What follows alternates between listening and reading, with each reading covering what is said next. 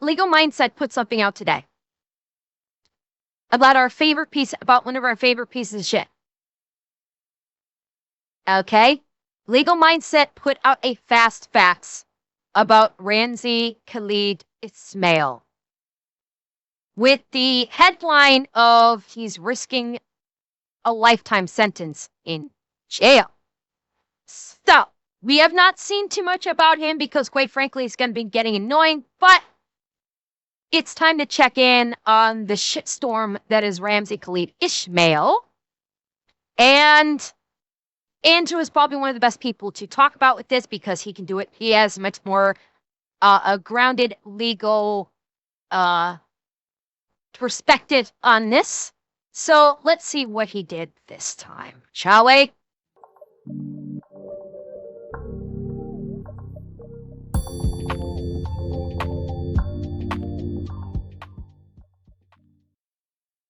Johnny Somali could be jailed for life. Today on this update on the Johnny Somali. Oh, thank you, E4 Mafia. Thank you so much. AK Ramzi Khalid Ismail case. We're going to talk about a potential path, a potential future where Johnny Somali might be facing life in prison, and that is not hyperbole. Of course, I'm Andrew Esquire, American attorney, and this is Legal Minds, where we teach you to be your own judge. And this is one that I spent a last 2 weeks kind of vetting, going over. I moved the topic for the stream that's adjacent to this. And of course, this is a fast version, facts version. If you like the brief and dirty, quick version of the latest in legal news, make sure you smash the like button and leave a comment below. But in the live, we'll go into further details and have extra stuff. So if you want to go and check that out as well. But when I saw this come across my desk, I went out, asked the lawyers in Korea, asked people knowledgeable in this. And when I found out there's a real possibility, I needed to bring this to your attention. Now, I typically am only focusing on legal stuff, but this is a legal silver bullet that could hit Johnny Somali if he plays his cards wrong. So let's just jump right into it today with this. Of course, I have a PP. I got a PowerPoint here for you today. So as a quick update on what's coming next, because some people keep asking me wherever I go, when's the next trial? When's the next trial? October 29th, 2025. Now, that trial will focus on 3 witnesses. We know one of them is Bong Bong. We know another is Young Man. And the last, we are pretty sure. Who is Young Man? I know about Bong Bong. That was the, Bong Bong was the one that he did the deepfake on. Who's Young Man? I'm not familiar with who this person is. Does anybody know who this is? I don't remember hearing anything about this. Oh, this was the other deepfake. Ah, okay. Thank you, Space Between. So this was the other deepfake. Okay. Is Hank Yu. Yes, that's right, Hank Yu. And he'll be called as a prosecution witness. In America, you sometimes call this a hostile witness. So you're bringing that person up mostly to validate evidence or validate their presence, saying, hey, is that you in this photo? Is that you in this video? So that is possible to come up in the next trial. And then you would have, of course, cross-examination. You'd have a redirect or re-examination.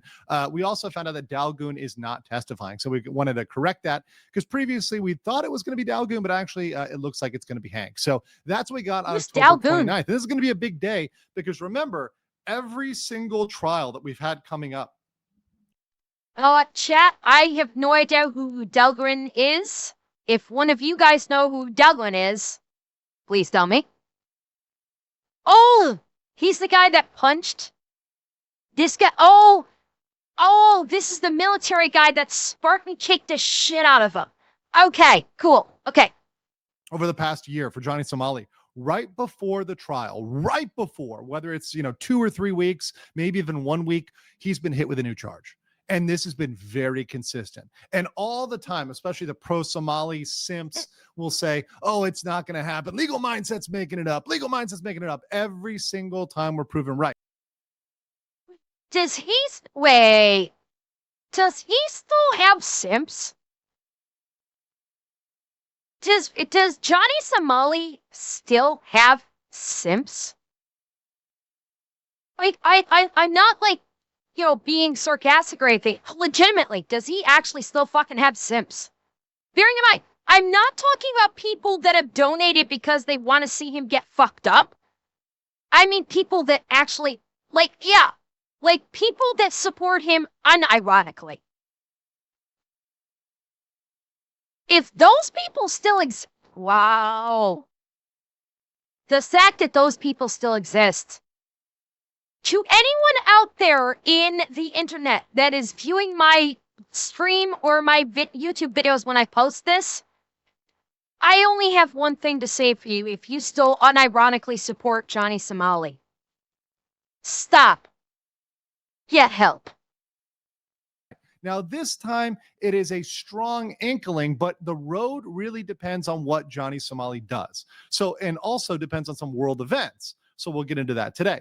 So, right now, just so you know, this is the current status. He's got 4 obstruction of business, all of which he's pled guilty to, 2 Minor Nice. Offenses Act, both of which he's pled guilty to, and he's pending the deep fakes. Really, this is about the deep fakes. And he's facing currently 12 years max under the guidelines. Now, mind you, as these additional counts pile on, if he was to get another count of obstruction, etc., it doesn't change the maximum, but it does push the minimum up closer to the max. So yes, additional counts, yes, they don't increase the max, but they increase the likely sentence. So his likely sentence keeps going up and up and up under the Korean sentencing guidelines. Currently, it's at 12, but we're going to talk about how it could get to life. So this is the Somali cycle. We've talked about this. If you're a fan of watching the Ramzi Khalid Ismail trial, you know about this, but it's important to kind of refresh your memory. So what used to happen with Johnny Somali is he would act out, rage would ensue, nobody would cover it, and the heat would die down, he'd escape, and then go do it again. He'd be released out of the country, etc. Well, as we've been covering it, we've been seeing him act out, rage ensues, we cover it, it goes viral, and the pressure on him increases. Now, I have said, and I do commit. I have to give Andrew his props for the little cabbage, the little cabbage mascot there. Considering it's South Korea, for those who don't know, kimchi, which is a cabbage delicacy, is extremely popular in South Korea, and that's why he's got the little cabbage mascot here. Myself to this, that I focus on the legal parts of this, not drama, not other stuff, not Discord stuff. No, none of that. I'm focusing on the law. And today we're going to talk about the law. But what's very important here is that we are at the part in the cycle where he is very close to acting out. And there are a bunch of signals that show he's no, Tonito. Not the Cabbage Patch, the kimchi fields, which is so much worse because for those of you that are unaware, kimchi fields are wet and disgusting and are fertilized. Unless things have changed since I last granted, the person who told me about this, that this information is old, to be sure. But the last I'd heard is that the people in South Korea fertilize their kimchi fields with excrement. And it's not animal excrement. It's human waste that fertilizes the kimchi fields. Now, again, this information is dated from what I was told. Maybe things have changed, but the last I heard is they use human excrement to fertilize their kimchi fields.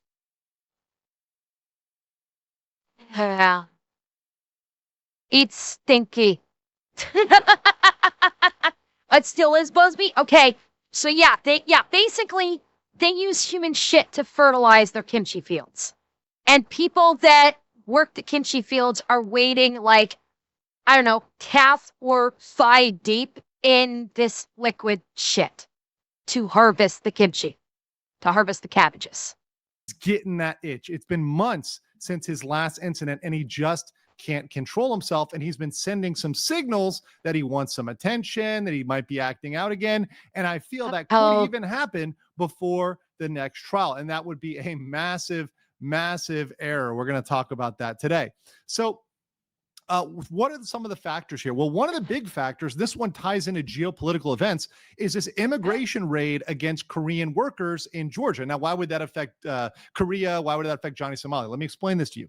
So these South Korean workers in Georgia were subject to an ICE raid. And what happened with them is they were operating and working under impermissible visas. So in case you guys know, it's a little bit complicated, but people who live abroad like me and other folks know this very, very well. When you are somewhere, you need to make sure you are working under the right visa and doing Sure. the right type of work that you Yep. are authorized to do. So, for example, if you are authorized to teach English, you cannot go be Okay. a car mechanic. You are not authorized to do that. That's beyond the scope of your authorization. Now, some work Yeah, Jack. authorizations are very broad, some are more limited, like, for example, just to teaching. Others might give you more free range. And some of them, for example, say, hey, you can work remotely and do pretty much anything. So, hey, that's cool, whatever. Right. And this was such a bad. Well, I mean, Kinito, it's like this isn't like so much of a papers, please things. Like this is not new. Working within the scope of your visa has been a thing for decades. It's coming to light now because of the raids, people having improper visas, people that don't have visas whatsoever, and they're getting snapped up by ICE. It's in the news, it's making headlines now, but the fact is, having a proper visa and working within the confines of said visa is not new. You know, this has been a thing for literal decades. But because of, you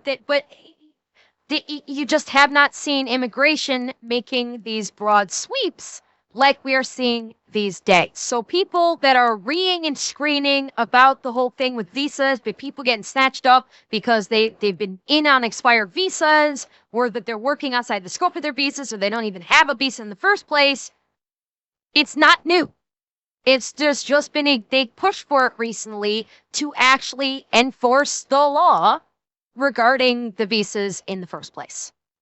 I mean, the whole concept of the visa is if you didn't have a visa, then people could be coming in from everywhere and doing whatever jobs. It's like it's all part of immigration. Is people that want to go to a country, and this is not just the U.S. This is literally any modern Western country. The theory is like, okay, you want to go work in that country, you need to apply and have a visa. Otherwise, you can have people just coming in doing and working, doing whatever the fuck they want, and you start seeing instances like we are seeing in the modern Western countries, like in the UK, where you get floods of fucking people coming in, or like in Canada, where you have floods of fucking people coming in and doing whatever the fuck they want, and the native people of that country now are suddenly like they can't get work, they can't get homes, and so on and so forth. So that's the whole purpose of the visa. If you get a visa for work, it better check out. Well, yes. Yeah, if you get a visa for work, you can work in that one thing you got your visa for.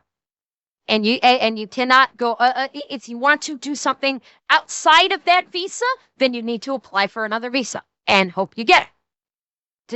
There's nothing wrong with it. It's perfectly legal, and it's been done for decades. And it's not new, despite what people want to try and make you think. This is nothing new. It's just now, in the US anyway, it's being rigorously enforced. Yeah, there are general visas too, like general visitation visas. But for work, you need to get specific work visas in order to work in a country where you have a visa. Bad incident that the U.S. diplomat to Korea had to express regret over that raid, because what happens in these instances is it's tit for tat. Korea will now look, hey, how can we crack down on Americans to get back at America? Or not even saying get back. That sounds too revengeful. You just didn't understand what visa in and of itself meant. Okay, gotcha. I misunderstood your question. I'm sorry. Yeah, Gray Matter put it very succinctly. It's a visa is basically just permission to do X, Y, or Z. Visit, work. Yeah, Gray Matter put it very succinctly. I did not realize. I didn't realize where your confusion was on it. I'm sorry. It's just, hey, okay, if you're going to be strict on your visas, we're going to do that too. It's equal fair treatment, right? Fair play. If you're going to crack down on Korean workers that were working under either tourist visas or other visas, which didn't really authorize them to work, hey, we're going to look at Americans in Korea and say, hey, how can we crack down on them? And that would Uh-huh. be very, very easy Tit to do. for tat. Why? Because many Americans are working in Korea either without a work visa or earning under the wrong visa. Oh, And the fuck. most likely target, the one that people have to worry about for, and I know, by the way, a lot of you watching the Somali coverage are international school. Maybe you're international school students, international school teachers. Guys, pay attention because this is something you guys really, really, really want to know. So what I would Yep. imagine is this would be the low-hanging fruit. Everybody knows there's a bunch of teachers in Korea. That's one of the biggest professions for foreigners, particularly Americans. So the easiest thing would be to look at teachers, especially international school teachers, and say, hey, are they teaching non-permitted subjects? What does this mean? What this means is these teachers are only permitted to teach English. They're only supposed to teach English. However, some of them are doing stuff like teaching math. Maybe they're teaching, medieval swordsmanship. Maybe they're teaching some extracurricular, some other thing, history, etc.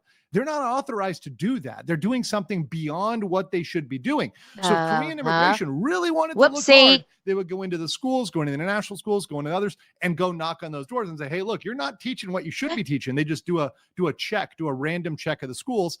And that would be a big problem because there are a lot of people doing that. And by the way, this is a very common practice. It's not a bad thing necessarily on the teachers themselves. Sometimes they're told by the schools to do it, and the schools like turn a blind eye, or they know that they're bending the rules, right? These things happen. But Korea could look at this and say, hey, that's the same thing you did to us in Georgia. We're going to do this over to you here in Seoul, in Busan, in Suwon, and that would be very, very bad. But what they could do instead, and I know that people who are in the Korean system, in the Korean government, in the Korean influencers, they watch my channel. I know these videos are going to get the word out there. I know people are going to spread this. What they could do is crack down on streamers instead. Right? Nuisance streamers are a huge problem. Yep. And if you really want to go tit for tat and you want to make, do something that'll matter. Yard dog? I don't think so. In terms of volume, if South Korea starts basically booting out American teachers that have violated their visa, realistically, number one, it's not messing with anybody. Granted, if South Korea does deport, like in his example, teachers that are teaching outside their scope, and South Korean government decides to violate their visa because of it and send them back, if it makes here's where it's dependent on if the U.S. might try and do tariffs or something. Here's where it would happen if it makes big news. If it really smacks in, if it really highlights in the news cycle, that's what would cause it. If it makes big news in the news cycle, because the reality is how the U.S. responds to how the U.S. responds to something happening in a different nation, especially with something like this about sending school teachers back. The U.S.'s response can be directly directly related to the news coverage of it, and particularly with Trump. Trump's response can be directly correlated to how much news coverage it gets, particularly from Fox News. So if American news makes a big story out of it, and particularly paints it in a light of Americans are being mistreated, and actually makes a big deal out of it, then he might take notice. Because he focuses more on the news cycle and what's big in the news cycle versus actual policy or actual governance. That literally is where that's where the whole which way is the wind blowing on this one is how he makes his decisions. So if there's no big news cycle about if South Korea does actually start, ejecting teachers or streamers, as he's about to talk about, if there's no big news cycle about it, nothing's going to happen. Absolutely nothing's going to happen because there won't be a news cycle about it. He won't even care about it, realistically.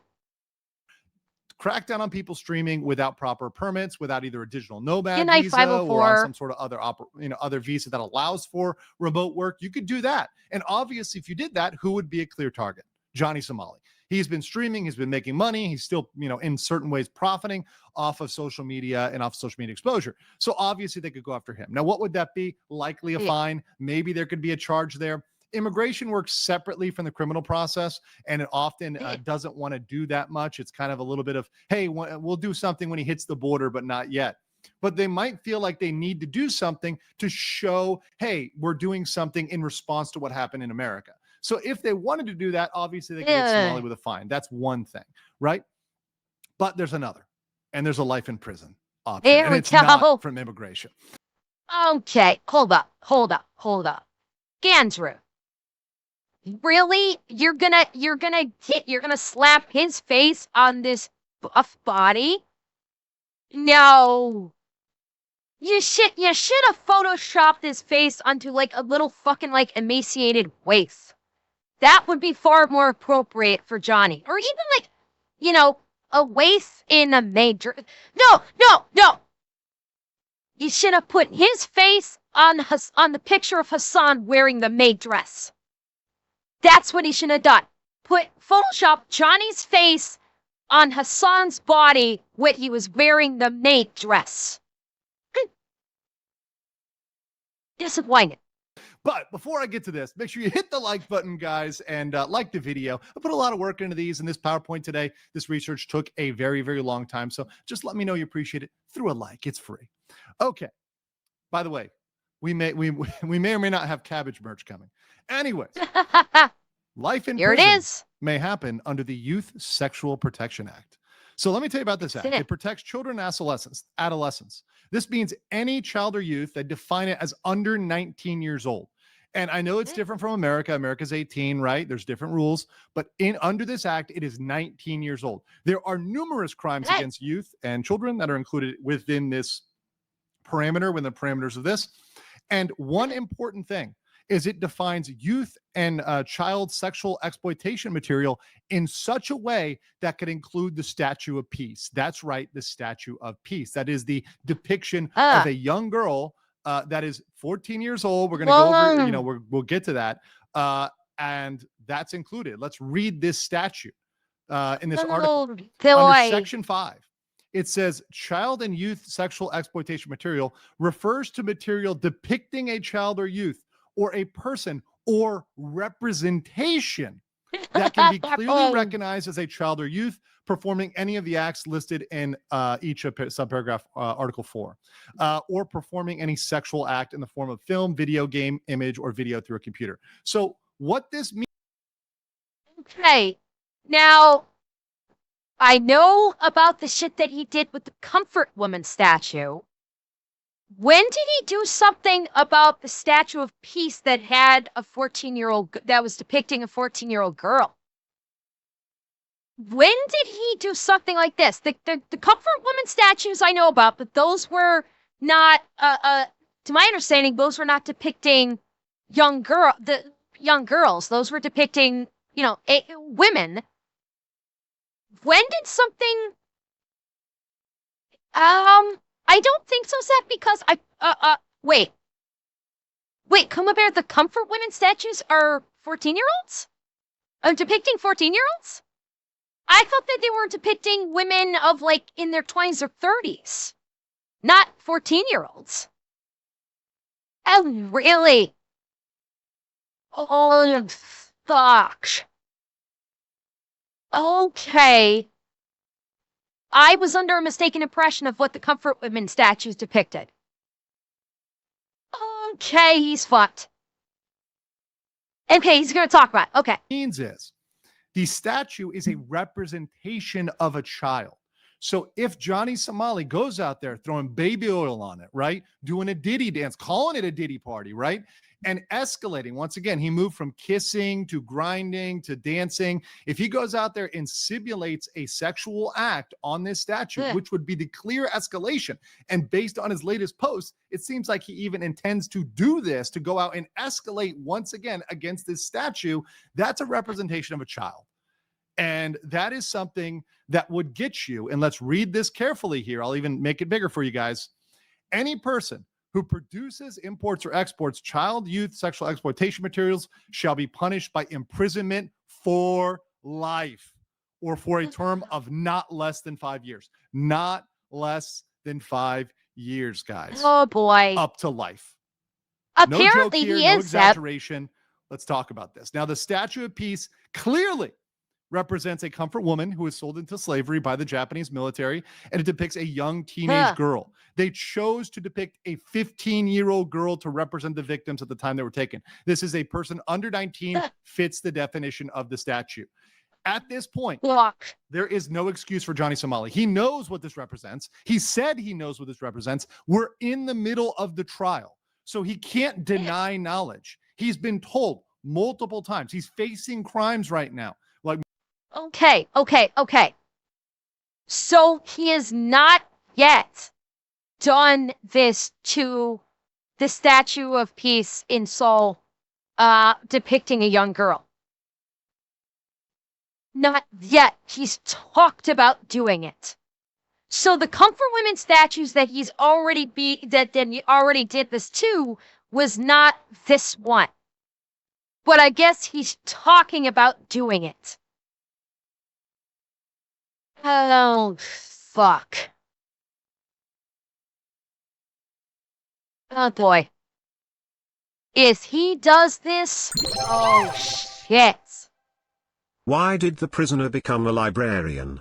He wanted to finish his sentence. multiple crimes, right? He knows this. So if he goes out and does this, it's with knowledge of what that represents. There's no more denying it. There's no more pretending. He's been on the record. He's been questioned about this. There's multiple comments. He knows it depicts a child. So if he goes out there and does that, that would fit the definition under the statute. Now, because he knows this and he's threatened to go back, he has been reposting videos about the statue. This is why I decided to bring this up. This is why it's in my live is entitled "Don't Do It, Somali," because he's thinking about doing it. It's clear he's thinking about going to that statue for clout.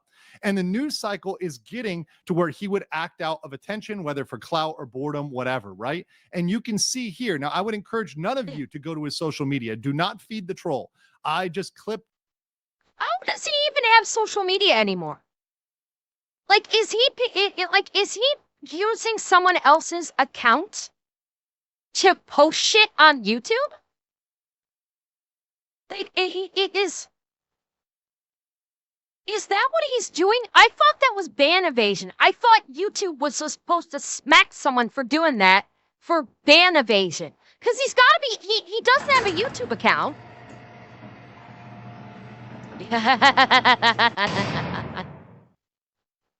Well, yeah, I'm wondering, is he still using Hanks?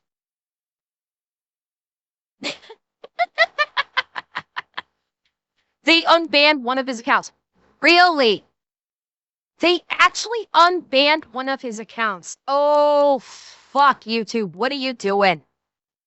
God damn it. Theoretically, Zeb, but I think if this was on someone else's account, it could be considered ban evasion. But someone just said that but Mose just said that he thinks that they unbanned one of his accounts. Okay. Out what is important for you. So you guys do not have to go here. Do not feed him. Do not give him views. Do not do any of that. But you see what he's posting here. I asked Korean girls what they think of the comfort statue. And then my tribute at the Statue of Peace in Itaewon, right? So he's clearly, and he's reposting these. These are videos that he's choosing to repost just now in the past week or two. So what this symbolizes is he is thinking about that statue. He's thinking real hard about that statue and what he can do for attention, what he can do for clout, what he can do to get back on the map, to kind of get going, you know, and get everybody's attention again. This is something he is thinking about because he is choosing to repost these specific videos. Very, very, very, very, very problematic. Now, if he goes to the statue and escalates his behavior, particularly simulating a sexual act, the prosecutors or judge could add this charge. Now, to be very fair, this is a creative and new charge, but it is possible. So what I'm saying is, when I spoke to Korean lawyers, to the lawyers in Korea, to people with knowledge of the criminal system, they were like, wow, this is a possibility. However, it's creative. he would be certainly the first foreigner charged with it, but it's possible. The way the statute reads, it's possible.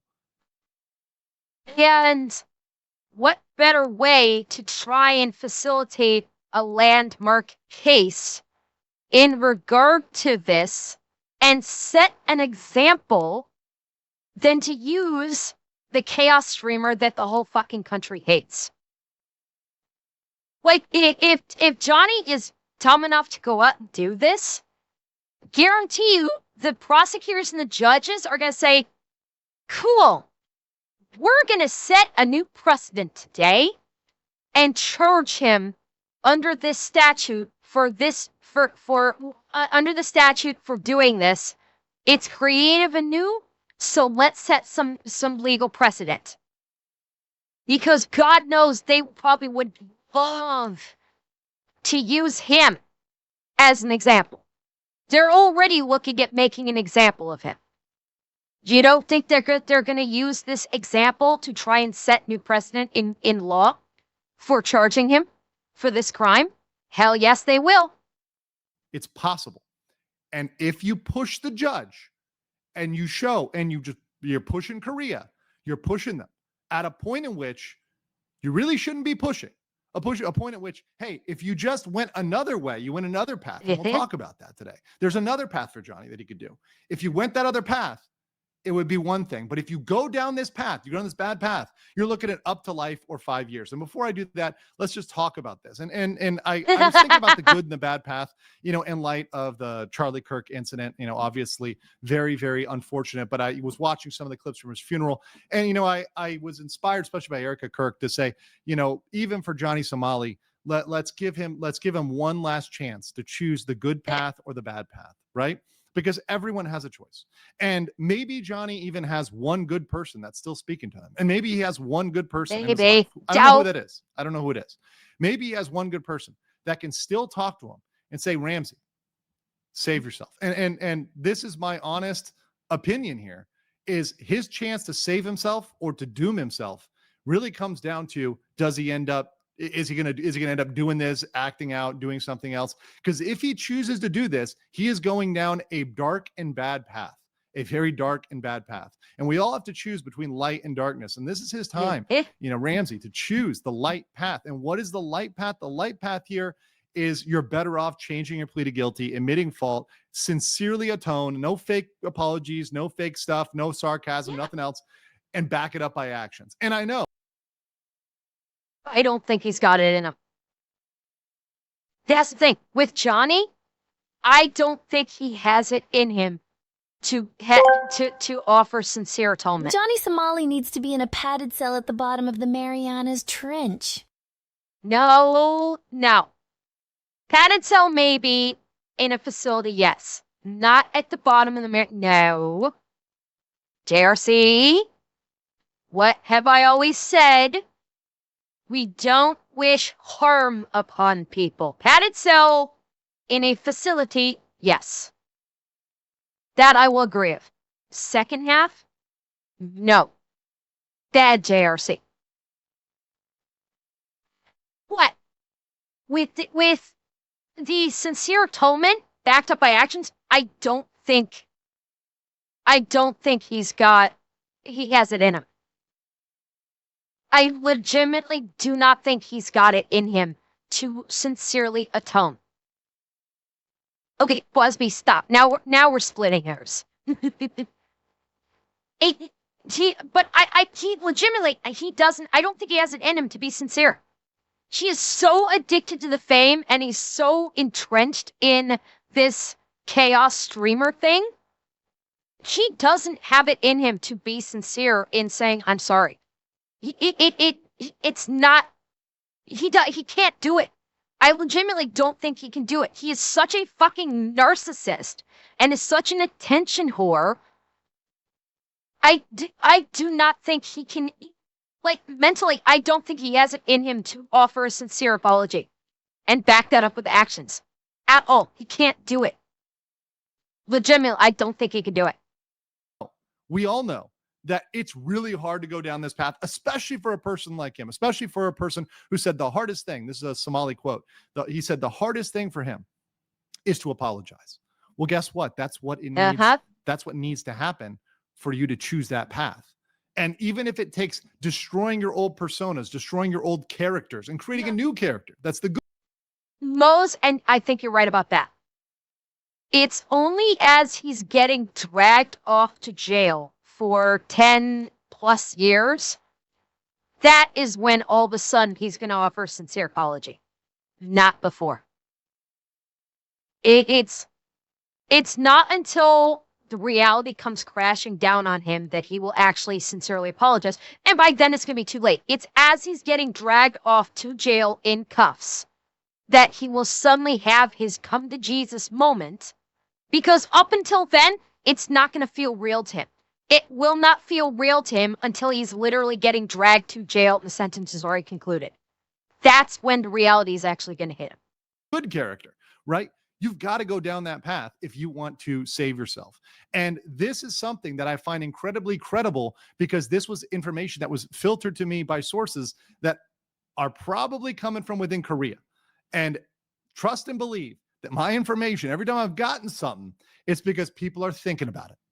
And they are thinking, this is possible. We could do this. Should we do this? Right? And if he chooses that path to go out there and harass that statue again and to commit an act on that statue, it is not going to be good. It's going to be very, very, very, very bad. So we'll see whether or not he does that. Now, cabbage merch is coming, guys. So I just want to let that know at the end of this, a little bit of fun fact, a fun part about the end. But beyond that, I'm going to be covering the trial as it develops. Obviously, if there's any other big legal developments, I'll be on those. We will do a little bit of prep for the Somali trial at least a week or so before that in October, but we'll see what happens here today. I want you to know what you guys think in the comments below. Do you think Johnny Somali will go out and will do this, or do you think he's going to stay quiet? Do you think he's going to hide? I want to know what you guys think, and I will catch you on the next one. Are you guys enjoying the stream today?